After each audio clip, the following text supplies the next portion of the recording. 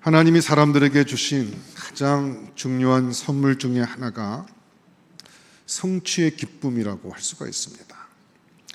어려운 목표를 세우고 피와 땀과 눈물을 통해서 꿈을 성취할 때 사람들은 최상의 기쁨을 맛보게 됩니다.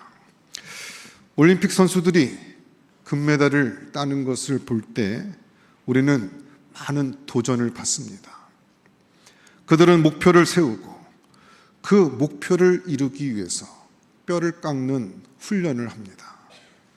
때로는 사랑하는 가족을 떠나서 또 자신들이 누릴 수 있는 모든 것을 절제하면서 4년, 8년 혹은 16년 동안 피나는 노력을 합니다.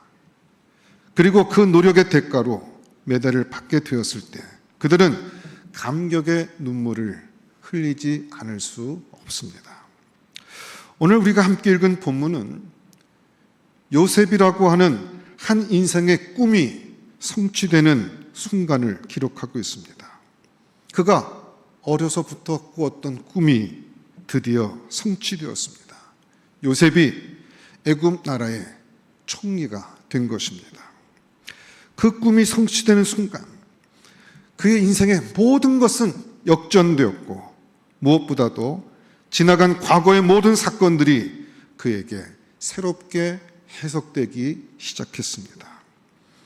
자기를 노예로 팔았던 형제들의 잔인함, 보디발의 아내의 유혹과 힘든 감옥살이 등의 사건들이 새롭게 해석되었습니다. 그가 당한 말할 수 없는 시련과 고난이 그저 단순한 고난이 아니라 하나님의 섭리였다는 것을 깨닫게 된 것이죠. 자신의 인생이 우연의 연속이 아니라 하나님의 손에 있었다는 신비한 은혜를 체험하게 되었다는 것입니다. 저는 오늘 본문을 통해서 특별히 요셉의 꿈의 성취와 함께 다가온 요셉의 인생 역전의 축복을 위해 우리가 배워야 할 중요한 몇 가지 믿음의 교훈들을 나누고자 합니다. 첫 번째, 우리는 요셉이 감옥에서 조용히 있는 동안에도 그를 위하여 역사의 무대를 준비하시는 하나님을 보아야 합니다. 함께 읽은 본문에 포함되어 있지는 않지만 41장 1절 말씀 같이 한번 읽어보겠습니다. 41장 1절 말씀 같이 읽겠습니다. 시작. 만 2년 후에 바로가 꿈을 꾼즉 자기가 나일 강가에 서 있는데, 여기 보면 만 2년 후에 바로가 꿈을 꾼즉이라는 말씀이 나옵니다. 이 말은 바로 앞에 창세기 40장 마지막 절 23절 말씀같이 술 맡은 관원장이 요셉을 기억하지 못하고 그를 잊었더라 한 것처럼 그 술 맡은 관원장이 복직은 되었지만 요셉을 잊은 지 만 2년 후라는 말입니다.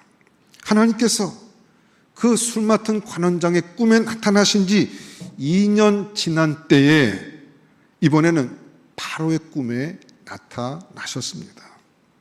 지난 2년 동안 요셉은 감옥 속에서 고통의 시간을 더 보내야만 했습니다. 하나님조차 그를 잊은 것처럼 보입니다. 만일 여러분이 누가 기억해 주지 않은 채 2년이라는 세월을 감옥에서 산다고 생각해 보십시오. 얼마나 힘들겠습니까? 더구나 요셉의 경우는 면회올 가족조차 기대할 수 없는 형편이었습니다. 정말 홀로 있어야만 했던 시간이었습니다. 희망도 보이지 않고 미래도 보이지 않고 얼마나 더 오래 감옥에 있어야 하는지도 모르는 상황이었습니다. 그러나 여러분, 하나님께서는 요셉을 잊지 않으셨고 그를 위해 놀라운 일을 준비하셨습니다. 하나님은 시계를 보고 계셨습니다. 여기 만 2년 후에라는 단어가 이것을 짐작케 합니다. 하나님께서 만 2년을 기다리시다가 요셉의 나이 30세가 되었을 때 바로의 꿈에 나타나 역사하신 이유가 있다는 것입니다. 어떤 주석을 이렇게 살펴보니까 당시 애굽 나라 법에는 나이 30세가 되어야 고위 관리를 할 수 있는 법이 있었다고 합니다. 30세가 되기 전에는 고위 관리가 될 수 없다는 말입니다. 그렇기 때문에 본문에 나타난 만 2년 후에라는 말은 요셉의 나이 30세가 되기까지 라는 말과 같습니다. 하나님은 요셉의 나이 30세가 될 때까지 기다리셨습니다. 애굽의 총리가 될 수 있는 나이 30세가 될 때까지 기다리셨다가 2년 후에 드디어 바로의 꿈에 나타나 역사하셨다는 것입니다. 그러므로 여기서 우리가 한 가지 알 수 있는 것이 있습니다. 그것은 하나님이 요셉을 중심으로 당시의 역사를 움직이고 있었다는 것입니다. 하나님은 역사의 주관자이십니다. 우리는 인간의 역사를 말하지만 사실 그것은 하나님의 역사입니다. 우리는 영웅, 강한 사람들을 중심으로 역사를 기록하지만 역사는 하나님에 의해 움직이고 하나님의 사람들에 의해서 움직이는 것입니다. 적어도 우리 그리스도인들에게는 이런 역사 철학을 가지고 있어야 합니다. 여러분 보십시오. 요셉의 형제는 12입니다. 그러나 역사의 축은 요셉을 중심으로 움직였습니다. 요셉 주변에는 보디발의 아내, 떡 맡은 관원장, 술 맡은 관원장, 애굽의 왕 바로도 있었습니다. 그러나 역사는 바로를 중심으로 움직인 것이 아니라 요셉을 중심으로 움직였다는 것입니다. 겉으로 보기에는 바로가 주인공인 것 같습니다. 그러나 아닙니다.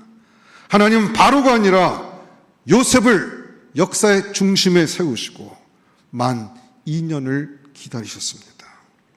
알고 보면 보디발도 술 맡은 관원, 떡 맡은 관원, 심지어 바로까지도 요셉을 위해서 존재했습니다. 오늘 본문에 보면 하나님은 바로의 꿈에 역사하셨습니다. 바로는 꿈을 꾸고 괴로워했습니다. 그 꿈의 내용이 무엇을 말하는지 도무지 알 수가 없었기 때문입니다. 여러분, 왜 바로가 그런 꿈을 꾸게 되었을까요? 그것은 하나님의 사람 요셉이 와야만 해석할 수 있도록 하기 위해서입니다. 하나님은 요셉을 위해 애굽 왕 바로를 고민하게 했다고 할 수 있습니다. 더군다나 하나님은 요셉을 구원하기 위해서 풍년을 내리시기도 하고 흉년을 내리기도 하셨습니다. 이것은 상식적인 선에서는 이해할 수 없는 것입니다. 우리는 흔히 축구 시합을 하러 갈 때 하나님 오늘 축구 시합을 하는데 비가 오지 않게 해주십시오 라는 기도를 합니다. 하지만 농사를 짓는 사람들은 하나님 비가 오게 해주십시오 라고 기도를 합니다. 그러면 하나님은 누구의 기도를 들어주실까요? 우리는 이 문제를 이렇게 봐야 합니다. 하나님은 믿음의 사람을 중심으로 역사를 움직이신다는 것입니다. 비가 오든 비가 오지 않든 하나님은 하나님의 사람을 중심으로 역사를 움직이고 있다는 사실입니다. 그러므로 우리는 비록 약하고 부족하고 때로는 모함을 받기도 하고 상황이 어렵지만 하나님이 누구 편인가를 생각할 수 있어야 합니다. 하나님이 무슨 돈 많은 사람들의 편이겠습니까? 권력자의 편이겠습니까? 하나님은 오늘도 자기 십자가를 지고 비록 힘들고 어렵다 할지라도 외롭더라도 하나님의 뜻을 이루려는 사람들의 편에 서 계신다는 사실을 우리는 요셉의 생애를 통해서 배울 수 있는 것입니다. 사실 요셉이 위대한 것이 아닙니다. 요셉의 하나님이 위대하십니다. 성경을 보면 역사는 매우 편협하게 기록되어 있습니다. 그래서 하나님을 믿지 않는 사람은 이해할 수 없어 합니다. 하지만 역사는 일반의 역사가 있고 또 뜻으로 보는 역사가 있는 것입니다. 여러분, 출애굽 사건을 보십시오. 모세가 강합니까? 바로가 강합니까? 당연히 바로가 강하죠. 그러나 역사는 모세를 중심으로 움직였습니다. 여호수아를 봐도 그렇습니다. 여호수아는 가나안의 7 족속과 전쟁을 합니다. 가나안 7 족속은 어마어마한 세력이었습니다. 그러나 하나님은 여호수아를 중심으로 역사를 움직이십니다. 성경에 보면 이런 예가 수없이 많이 등장합니다. 다윗과 골리앗의 이야기에서도 강한 골리앗이 아니라 연약한 다윗을 통해서 하나님은 역사를 이끌어 가셨습니다. 하나님은 여러분들을 통해서 일하실 것입니다. 기도하는 사람을 통해서, 연약한 사람들을 통해서 하나님은 하나님의 역사를 이루어 가실 것입니다. 하나님의 뜻을 이루고자 하는 간절한 기도와 열망을 놓치지 않고 주님의 역사하심에 쓰임받는 주의 종들이 될 수 있기를 주의 이름으로 부탁을 드립니다. 두 번째, 우리는 꿈을 성취한 요셉의 인생 역전에서 어떤 상황에서도 하나님을 드러내는 믿음의 자세를 배우게 됩니다. 오늘 본문에 보면 바로가 꿈을 꿉니다. 바로의 꿈은 이런 내용입니다. 자기가 나일 강가에 섰는데 보니까 아름답고 살진 7 암소가 강가에서 올라와 갈밭에서 뜯어먹고 그 뒤에 흉하고 파리한 다른 7 암소가 나일 강가에서 올라와 그 소와 함께 나일 강가에 섰더니 그 흉하고 파리한 소가 그 아름답고 살진 7 소를 먹어버렸습니다. 깜짝 놀란 바로가 곧 깨었다가 다시 잠이 들었는데 이번에는 한 줄기에 무성하고 충실한 7 이삭이 나오고 그 후에 가늘고 동풍에 마른 7 이삭이 나오더니 그 가는 7 이삭이 무성하고 충실한 7 이삭을 역시 삼켜버렸습니다. 바로의 꿈은 마치 7세 소년 시기의 요셉이 꿈꾼처럼 해석하기 어렵고 특이한 꿈이었습니다. 술 맡은 관원의 꿈도 그랬었습니다. 바로의 꿈 역시 이 살진 암소가 파리한 암소에게 잡아먹히는 장면, 그리고 무성하고 충실한 이삭이 가늘고 마른 이삭에게 삼키는 그런 꿈이었습니다. 하나님이 꾸게 한 이런 꿈들은 미래 역사에 대한 예언입니다. 그렇기 때문에 바로는 꿈을 꾸고 번민을 합니다. 무슨 의미인지 모르는 것이야 그렇다 치더라도 한 번 꾼 그 꿈을 잊어버릴 수가 없는 거예요.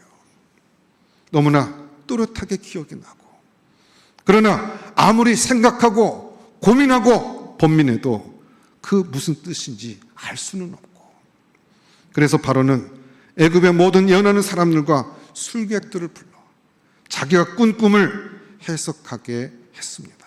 그러나 문제는 아무도 그 꿈을 해석할 수 없었다는 것입니다. 41절 8절 말씀 우리 같이 한번 읽어보도록 하겠습니다.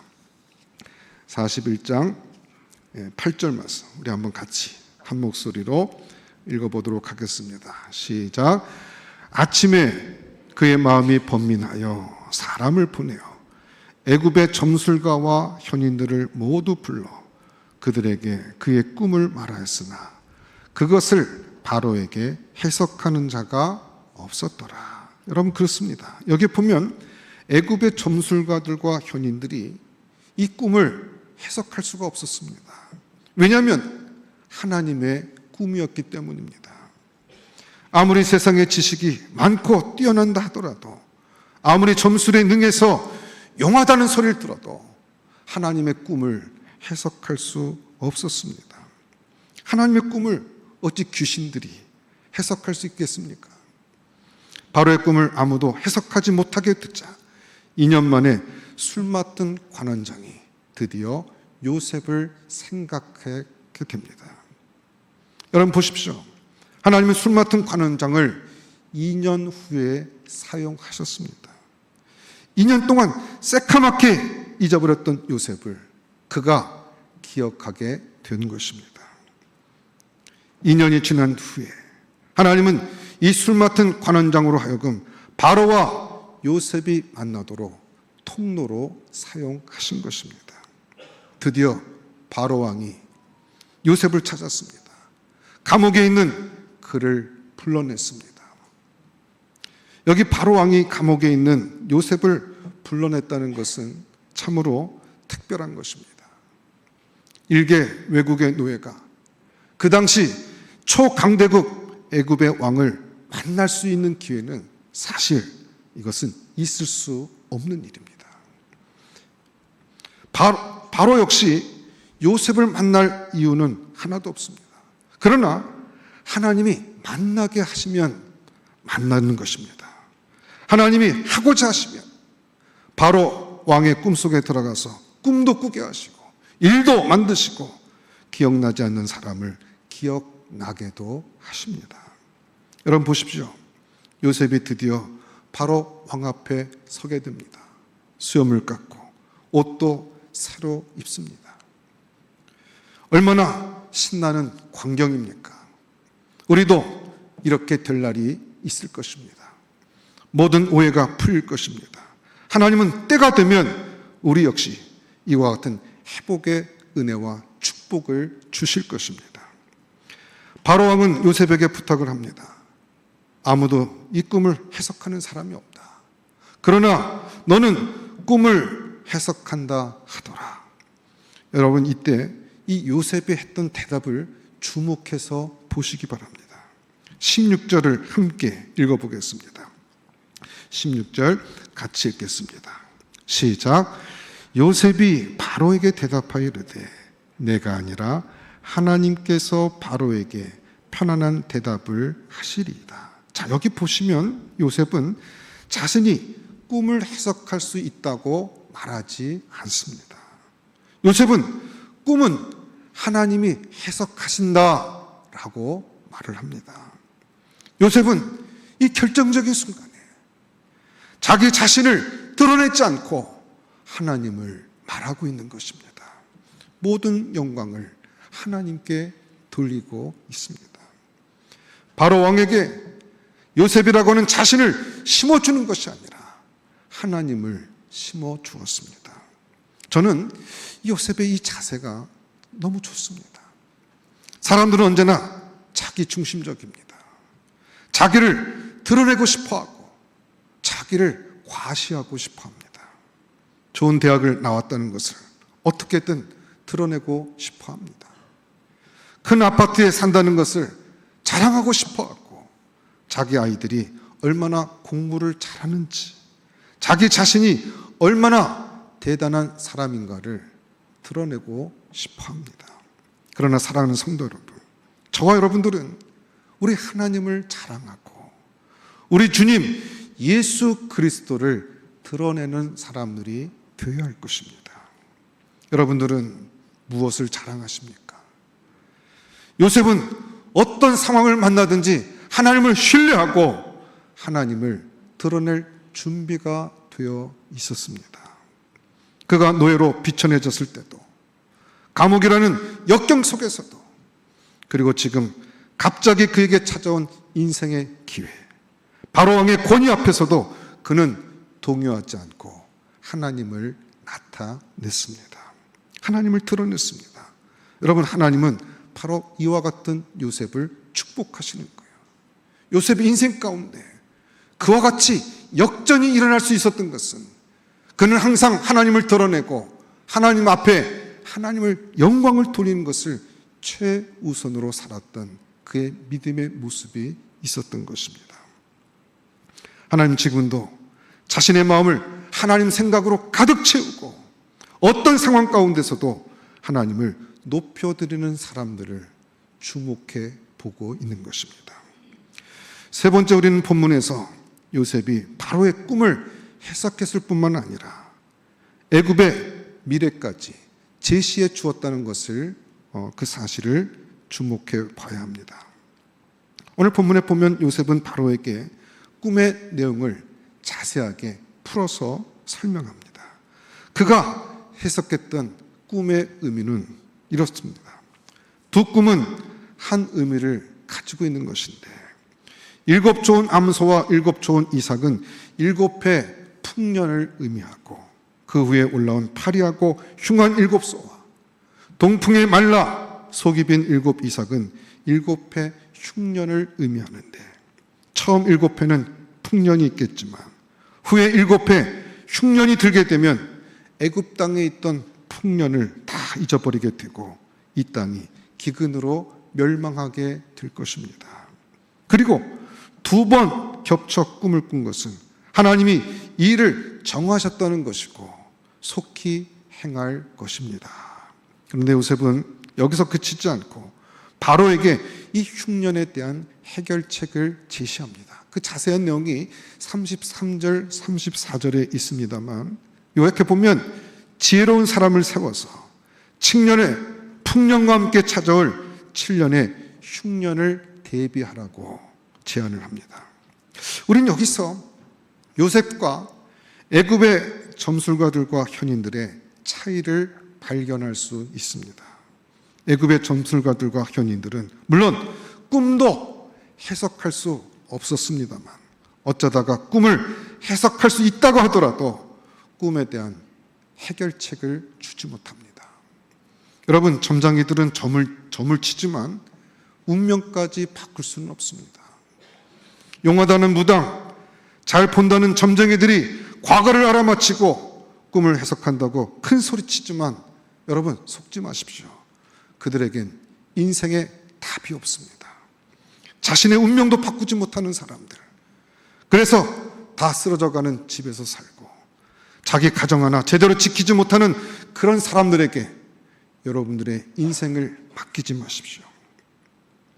보통 용하다는 것이 무슨 말입니까? 기껏해야 지나간 과거를 잘 알아맞춘다는 것입니다. 그리고 그들이 제시하는 방법이라는 것이 귀신에게 비는 굿하는 것, 검증되지도 않은 수백만 원짜리 부적을 갖다 붙이는 것이 고작입니다. 또 무슨 해결책을 제시한답시고 동쪽으로 가면 무슨 귀인을 만날 것이고 서쪽으로 갈 때는 무엇을 조심하고 등등 하나도 확실하지 않은 것들을 말합니다. 그러나 사랑하는 성도 여러분, 하나님은 전지하신 분이십니다. 하나님은 시간을 창조하셨고 우리 인생의 모든 것을 다 아십니다.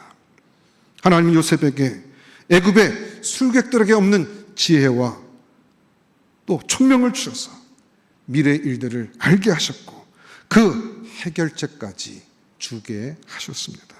하나님은 참으로 놀라운 분이십니다. 여러분, 그렇습니다.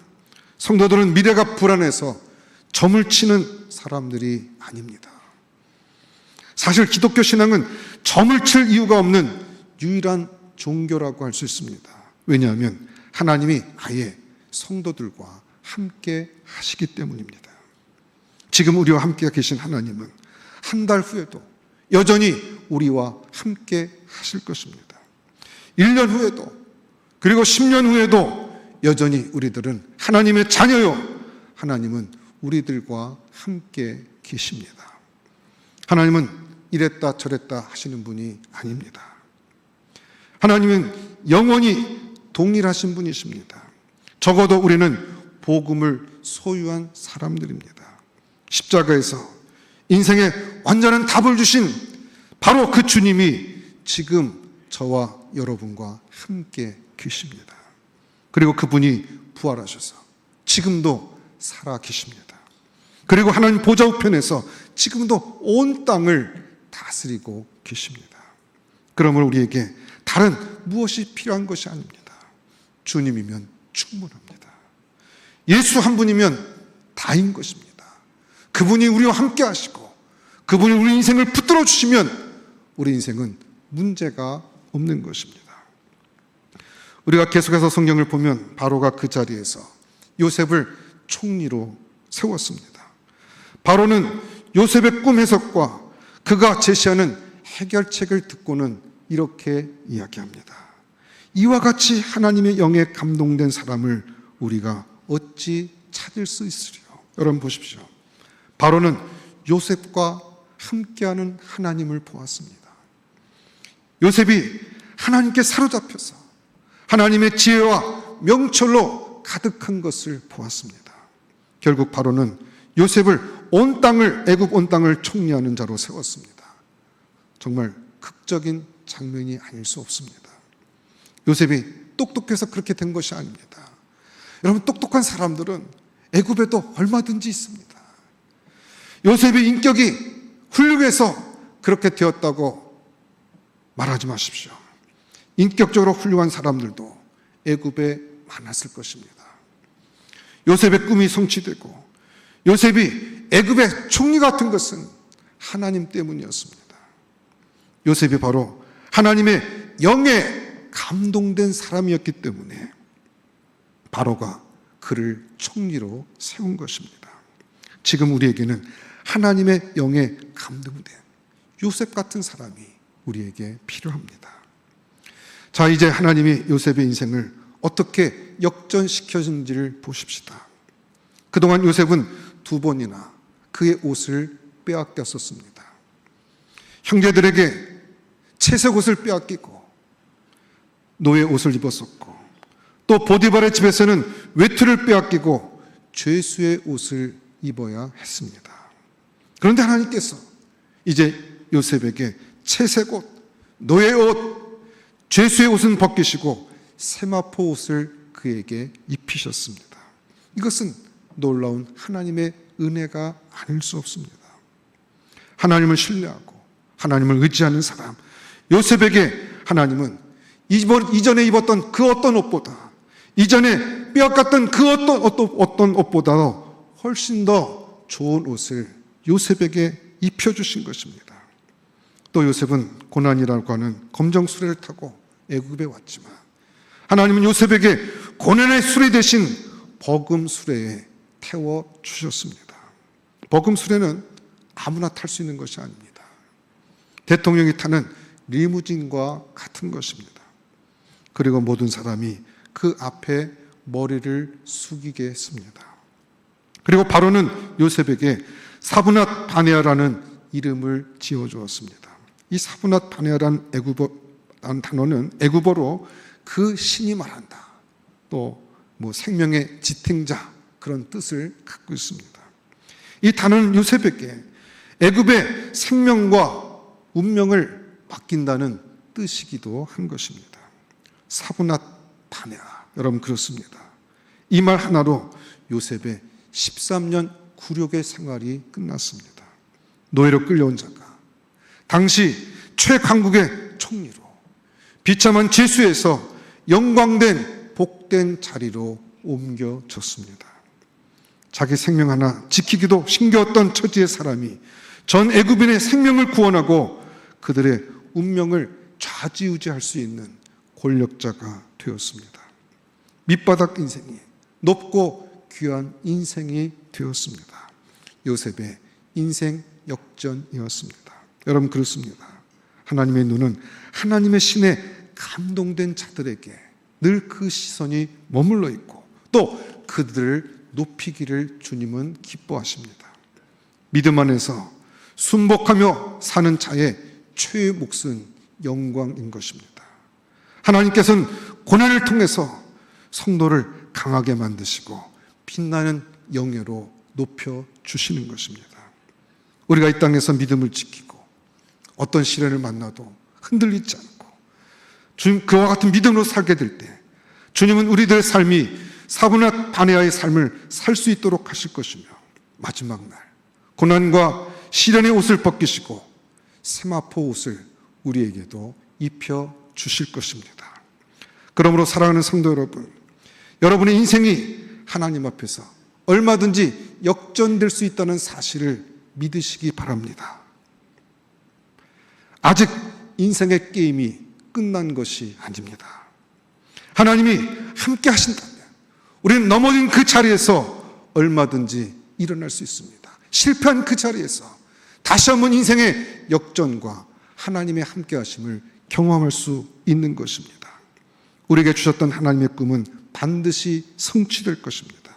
어떤 일을 당해도 하나님을 신뢰할 수 있기를 바랍니다. 하나님은 여러분들을 사랑하십니다. 그리고 그분이 여러분들 인생 가운데 놀라운 역전을 준비해 놓으셨습니다. 기도하겠습니다. 하나님 감사합니다. 우리의 힘든 상황과 여건 속에서도 우리를 붙들어 주시고 인도하셔서 마침내 하나님 예비한 복락의 곳으로 인도하시는 그 신실하신 하나님의 사랑에 늘 감사하고 감격하며 살아가는 믿음의 종들 되게 하여 주시옵소서. 아무리 힘들고 어려운 상황 가운데 있다 할지라도 우리에게 역전을 준비해 놓으신 하나님을 바라보며 오늘도 믿음으로 담대하게 걸어가는 하나님의 친백성들 되게 하여 주시옵소서. 모든 것 감사하고 예수님 이름으로 기도드렸사옵나이다. 아멘.